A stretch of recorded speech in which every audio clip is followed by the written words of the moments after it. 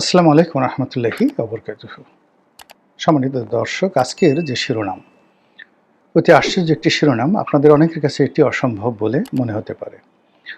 আমি ইতিহাস থেকে অন্তত বেশ কয়েকটি গুরুত্বপূর্ণ উদাহরণ দিয়ে আজকের যে শিরোনাম সেই শিরোনামটির যথার্থতা প্রমাণের চেষ্টা করব।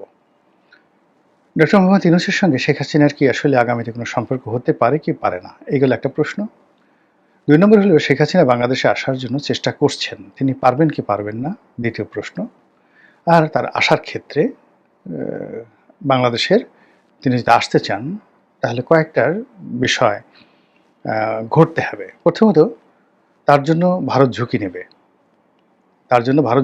এবং তাকে বাংলাদেশে পুশ-ইন করার জন্য ভারত দরকার হলে ইনসার্জেন্সি চালাবে। সবচেয়ে ডেঞ্জারাস একটি, যাকে বলা হয়, আশঙ্কা। দ্বিতীয়ত হলো যে বাংলাদেশে যারা শক্তির বলয়ে রয়েছে, আমলাতন্ত্র, তারা তাকে আহ্বান জানাবে। ৩ নম্বর হলো ইরানের মতো একটা বিপ্লব হবে বাংলাদেশে, সমস্ত জনগণ আওয়ামী লীগের নেতৃত্বে শেখ হাসিনার জন্য অপেক্ষা করবে। ৪ নম্বর হলো রাজনৈতিক দলগুলো, বিশেষ করে বিএনপি, জামাত, তারা ঐক্যবদ্ধ হয়ে যে কোনো একটা কারণে শেখ হাসিনাকে আনবে। ৫ নম্বর হলো ডক্টর মোহাম্মদ ইউনূস যে কোনো একটা সময় তিনি মনে করবেন যে শেখ হাসিনাকে বাংলাদেশে আনা উচিত, যেভাবে জিয়াউর রহমান সাহেব মনে করেছিলেন আনা উচিত, এবং সেক্ষেত্রে শেখ হাসিনা বাংলাদেশে চলে আসবেন, সরকার থেকে প্রোটেকশন দেবে। তারপরে কি হবে না না হবে সেটা পরের ব্যাপার। এই বিষয়গুলো যে হতে পারে সেগুলো আপনারা মোরালের সবাই ইতিহাস দেখলে বুঝতে পারবেন। তো আমি ওই যে একেবারে সর্বশেষ যেটি, যে ডক্টর মোহাম্মদ ইউনূসের সঙ্গে তার সম্পর্ক এবং তার ফিরে আসা, এই বিষয়গুলো নিয়ে আলোচনা করব। প্রথমত হলো যে একটা আমরা বিখ্যাত কথা, তোমারে বুঝিবে যে গোকুলে বাড়িছে সে। আপনার ঘরের মধ্যে যে রয়েছে আপনার স্ত্রী, পুত্র, সন্তান থেকে শুরু করে আপনার একান্ত আপনজন, তারাই আপনার শত্রু। আপনি মহাভারতের যুদ্ধের কথা বলেন, ইলিয়াড এবং ওডিসির কথা চিন্তা করেন, আরও যা কিছু চিন্তা করেন, আপনি দেখবেন যে এ সবই ছিল ভাতৃঘাতী এবং আত্মীয় স্বজনের মধ্যে, বন্ধু বান্ধবের মধ্যে ভুল বুঝাবুঝি, শত্রুতার কারণে এরকম বিশ্বযুদ্ধর মতো ঘটনা ঘটেছে। প্রাচীন যুগে তো আর বিশ্বযুদ্ধ সম্ভব ছিল না, সবচেয়ে প্রলয়ঙ্করী যুদ্ধগুলো তখন সেই সময়টাতে হয়েছে। এই হলো এক। ২ নম্বর হলো যে মানুষের জীবনের সবচেয়ে আশ্চর্যজনকভাবে পৃথিবীর সবচেয়ে যত বড় মানুষ, মানে লেদু কেদু ধলা নয়, সাধারণ মানুষ নয়, আলেকজান্ডারের মতো মানুষ বা আরও অনেক বড় মানুষ, তারা যে কর্মগুলো করেছেন সেখানে তাদের জীবন যারা বাঁচিয়েছেন, দেখা গেল যে সবচেয়ে তাদের যে ডেড এনিমি, শত্রু, সেই শত্রু তাদেরকে বাঁচিয়েছে, শত্রু তাদেরকে মারেনি। আবার তারা যে বন্ধুত্ব করেছে সারা জীবন, 10 বছর, 15 বছর, 20 বছর যাদের বিরুদ্ধে যুদ্ধ করেছে, তাদেরকে তারা বন্ধু বানিয়েছে, সন্ধি করেছে। তো সেই ক্ষেত্রে ডক্টর মোহাম্মদ ইউনূসের সঙ্গে শেখ হাসিনার বন্ধুত্ব হওয়া, এটা কোনো বিষয় না। ইতিহাসে এরকম হাজার হাজার ঘটনা ঘটেছে, তার কয়েকটি ঘটনা বলবো। ২ নম্বর হলো যে এখন যদি আপনি বাংলাদেশে ধরেন, এই মুহূর্তে ধরেন, ডক্টর মোহাম্মদ ইউনূস সেফ এক্সিটের কথা চিন্তা করেন, তিনি ক্ষমতা হস্তান্তর করতে চান একটি সুসংগত রাজনৈতিক দলের হাতে। আপনার কাছে কি মনে হয় কোন রাজনৈতিক দলটি সবচেয়ে সংখ্যাধিক্য? এখনও তাদের কমান্ড আছে, এখন তাদের নেতা আছে, এখন তাদের নেতার হুকুমে কর্মীরা, যাকে বলা হয়, রাস্তায় নামে, এবং যিনি প্রধান সেনাপতি, দলের প্রধান, আপনি তারেক রহমান সাহেব, জামাতের আমির জিএম কাদের এবং শেখ হাসিনা, এই চারজনকে আপনি এক পাল্লায় রাখেন, আপনি দেখেন তো কার সাহস বেশি। খালি কোনো রকম বডিগার্ড ছাড়া রাত 12টার সময় এই যে কোনো জায়গাতে যদি যেতে বলা হয়, কে সাহস বলেন, কার সাহস আছে? এই 4 জন লোকের কথা বললাম যে এই 4 জনের প্রতিযোগিতা হলো রাত 12টার সময় সবচেয়ে একটি গোলযোগপূর্ণ এলাকার মধ্যে খালি কোনো রকম বডিগার্ড ছাড়া চলে যাবে। আপনার কাছে মনে হয় কে ফার্স্ট হবে? অথবা ধরেন এখন যদি বলা হয় ডক্টর ইউনূস টেলিফোন করেন শেখ হাসিনাকে আর যাকে বলা হয় তারেক রহমান সাহেবকে, আপনারা দুজন কালকে আসেন, বলেন তো কে আগে আসবে? কার আগে আসার সাহস হবে, শক্তি হবে? মানে এই জিনিসগুলো আমরা চিন্তা ভাবনা করলে কিন্তু আমরা অনেক কিছু সমাধান দেখতে পাই। কাজেই এই যে শিরোনাম দিয়েছে এটা নিয়ে আর বেশি কিছু আলাপ আলোচনা করার দরকার নাই। বিকজ এ ধরনের আলাপ আলোচনা মানে অনেকের ধৈর্যহারা হতে পারে, অনেকে রাগ করতে পারেন, অনেকে ভুল বুঝতে পারেন। আমি শুধু ইতিহাসের কাহিনী বলে যাই যে সবচেয়ে বড় যে শত্রু, সেই শত্রুর দ্বারাই সবচেয়ে বেশি মিত্রতা হয়েছে এবং আপনজনের সাথে কিভাবে ঘরের শত্রু বিভীষণ হয়েছে আপনারা সেই কাহিনী বলতে পারেন। এখন ডক্টর মোহাম্মদ ইউনূস যে পর্যায়ে আছেন, তিনি যাদেরকে বিশ্বাস করেছিলেন তারা সবাই তার সাথে বেইমানি করেছে। তিনি নিজে কি করেছেন আমি ওটা সমালোচনা করব না, কিন্তু ডক্টর মোহাম্মদ ইউনূস যাদেরকে বিশ্বাস করেছিলেন প্রত্যেকটা লোক তার সাথে বেইমানি করেছে। এক। ২ নম্বর হলো ডক্টর মোহাম্মদ ইউনূস যাদেরকে মনে করেছিলেন দে ক্যান ডু বেটার, তারা ভালো করতে পারবে, শেখ হাসিনার মন্ত্রী এমপি চেয়ে তারা কেউ ভালো করেনি। শেখ হাসিনার মন্ত্রী এমপি যা করছে মানে তারা তো গিয়া বাথরুমে গিয়া বা মল ত্যাগ করতে, এরা এখন ঘরের মধ্যে জাস্ট নিজেদের কাপড় জাঙ্গিয়াতে তারা মল ত্যাগ করে। আর সেই মল ত্যাগ পরিষ্কার করার জন্য আবার দায়িত্ব কাদেরকে দেওয়া হয় বা কাকে দেওয়া হয় এটা আমি বলতে পারবো না। কেউ বুঝতে পারেন ব্যাপারটা কি অবস্থায় ঘটছে। তো সেখান থেকে তো একটা ভদ্রলোক একটা আশ্রয় চাইবে যে আমাকে সেভ করা হোক, আমাকে সাহায্য করা হোক, আমাকে স্কোপ দেওয়া হোক। সেই স্কোপ তাকে কে দিতে পারে বলেন তো? সে এই বাংলাদেশে এখন যারা যারা আছে তিনি সুপ্রু সাহেবকে বিশ্বাস করতে পারছেন? প্রধান বিচারপতিকে বিশ্বাস করতে পারছেন? প্রধান সেনাপতিকে বিশ্বাস করতে পারছেন? ক্যাবিনেট সচিব যিনি আছেন তাকে বিশ্বাস করতে পারছেন? পুলিশের আইজিকে বিশ্বাস করতে পারছেন?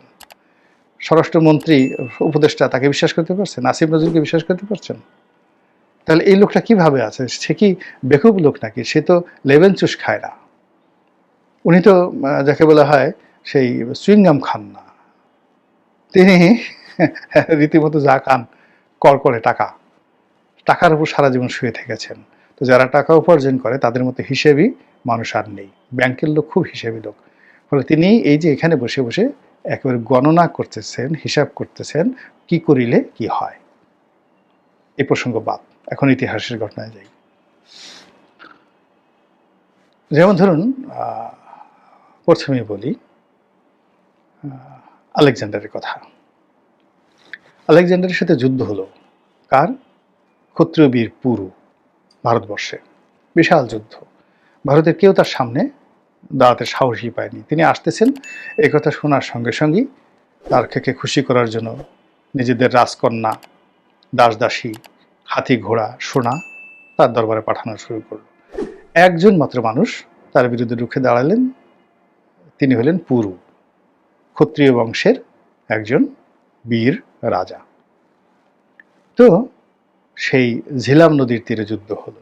যুদ্ধে পুরু সংগতিকারী পরাজিত হলেন, তাকে শিকল পরিয়ে নেওয়া হলো সামনে। আলেকজান্ডার খুব আশ্চর্য হয়ে তাকে দেখলেন যে এতদিন যুদ্ধ করলাম, কেউ আমার সামনে এভাবে সরাসরি ফেস টু ফেস যুদ্ধ করেনি। এমনকি তিনি যে পারস্যে যুদ্ধ করে এসছেন সেখানেও তৃতীয় দারায়ুস তার সাথে সরাসরি যুদ্ধ করেনি, গেরিলা যুদ্ধ করেছেন। আর এই ভদ্রলোক পুরো ব্যাটেল ফিল্ডে ফেস টু ফেস আমার সঙ্গে যুদ্ধ করেছেন। তো তিনি খুব অবাক বিস্ময়ে তার দিকে তাকিয়েছিলেন যে বীর তো বীরকে বুঝে, কাপুরুষকে চিনে, চোরকে চিনে, চোরটাকে চিনে, এটা দুনিয়ার নিয়ম। তো আলেকজান্ডার বীর চিনতে পেরেছেন। তিনি তার দিকে মুগ্ধ দৃষ্টিতে তাকিয়ে তাকে বললেন যে আপনি আমার কাছ থেকে কেমন ব্যবহার আশা করেন? তো তিনি বললেন যে আপনি একজন রাজা, আমিও একজন রাজা। একজন রাজার কাছ থেকে একজন রাজা যেমন ব্যবহার আশা করে আমি তেমন ব্যবহার আশা করি। এক কথায় কেল্লা ফতে। সঙ্গে সঙ্গে তাকে তিনি মুক্তি দিলেন, চেয়ার দিলেন, বসতে দিলেন, তার রাজ্য ফিরিয়ে দিলেন এবং তার সঙ্গে তার একটা বন্ধুত্ব হয়ে গেল। এই গেল অবস্থা। মহাভারতের যুদ্ধ, পাণ্ডব এবং কৌরব তাদের মধ্যে যুদ্ধ হলো। সব মানুষ, লক্ষ লক্ষ মানুষ মারা গেল, শুধুমাত্র অল্প কয়েকজন বেঁচে ছিল। এবং যারা বেঁচে ছিলেন তারা মানে ওই যুদ্ধের উদ্যোক্তা। পরবর্তীতে দেখে গেল তাদের মধ্যে মিল হয়ে গেল। তাদের মধ্যে মিল হলো, কিন্তু ইতিমধ্যে সব সৈন্য সামন্ত সব শেষ। এ হলো মহাভারতের যুদ্ধের শেষ কাহিনী। এরকম একটা অবস্থা। ভারতের গিয়াসউদ্দিন বলবনের কথা বলি। গিয়াসউদ্দিন বলবনের সন্তান বোখরা খান বাংলাদেশে আসলেন, বিদ্রোহ করে বসলেন পিতার বিরুদ্ধে। বলবন আসলেন তার সাথে যুদ্ধ করার জন্য এবং পরবর্তীতে তিনি যুদ্ধ না করে সন্তানের সাথে সন্ধি করলেন, সন্তানকে ছেড়ে দিলেন। এই গেল এক। আবার বুকরা খানের ছেলে কায়কোবাদ, তিনি দিল্লি সিংহাসনে বসলেন এবং তিনিও পিতার বিরুদ্ধে যুদ্ধ করলেন। মানে বাংলাদেশে যে বুকরা খান ছিলেন তার বিরুদ্ধে তিনি যুদ্ধ ঘোষণা করলেন দিল্লির সুলতান, একটা বাচ্চা ছেলে। পিতা পুত্রের মিল হলো, খাতির হয়ে গেল। পিতা বুঝলেন যে তার সন্তান বেশি দিন বাঁচবে না, বিকজ সে যে গ্রুপ অফ গ্যাংয়ের মধ্যে পড়েছে একে মেরে ফেলবে। ফলে তিনি দিল্লিতে গেলেন না পুত্রের সাথে, পুত্রকে দোয়া করে দিলেন, যাওয়ার পথেই সে তাকে মেরে ফেলা হলো। আকবরের আর জাহাঙ্গীরের ঘটনা বলি। বিদ্রোহ করলেন জাহাঙ্গীর, যুদ্ধ হলো, বন্দি করে আনা হলো। আবার সেই পুত্রকে তিনি ক্ষমা করে দিয়ে তার হাতে সিংহাসন দিলেন। পরবর্তীতে আবার জাহাঙ্গীরের সমস্ত বিজয়ের পেছনে যে সেনাপতি সবচেয়ে গুরুত্বপূর্ণ ভূমিকা পালন করেছেন তার নাম খানে খানান মহব্বত, জেনারেল মহব্বত, সেনাপতি মহব্বত খান। তো এই মহব্বত খান একবার এই ঝিলাম নদীর তীরে, পাকিস্তানের ভারতের সবকিছু আসলে ঝিলাম নদীর তীরেই মানে অনেক ঘটনা ঘটেছে। তো সেই ঝিলাম নদীর তীরে তিনি আরাম ফরমাচ্ছিলেন। এই সময়টিতে সেনাপতি মহব্বত খান তাকে গ্রেপ্তার করে বসে।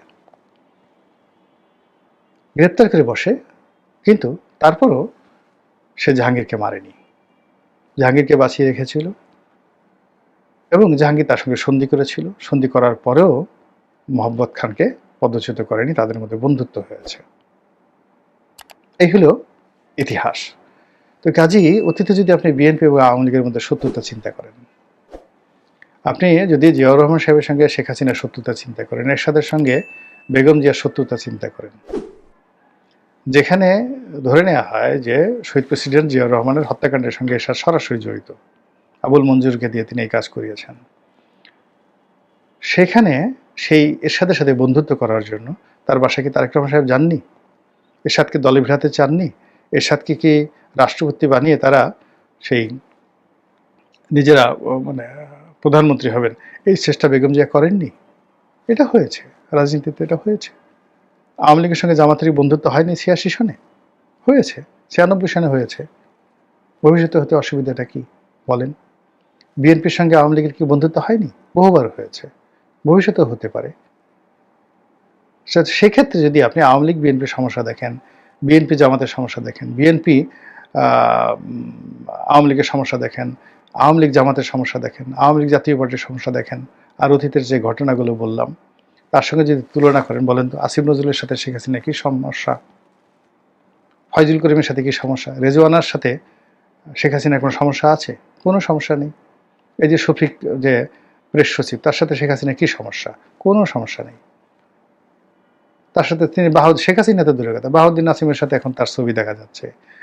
তারপরে সাকিব আল হাসানের বা ওই মোর্তজার সঙ্গে তার ছবি দেখা যাচ্ছে। তাদের সঙ্গে তো কোনো সমস্যা নেই, সমস্যা ছিল না। শেষের দিকে এসে যে কোনো কারণে হোক, আমার সাথে আপনার সাথে আর অনেকের সাথে তো শেখ হাসিনা বা তার দলের মতদ্বৈততা তৈরি হয়েছে, ছিল। আমরা ক্ষতিগ্রস্ত হয়েছি। ডক্টর মোহাম্মদ ইউনূসও ক্ষতিগ্রস্ত হয়েছেন, নানাভাবে ক্ষতিগ্রস্ত হয়েছেন। কিন্তু ক্ষতিগ্রস্ত হওয়া মানে তো বন্ধুত্ব হবে না বা কোনো কিছু সম্ভব না, এটা তো বলা যায় না। তো কাজেই ইতিহাস উল্টে গিয়ে যদি এখানে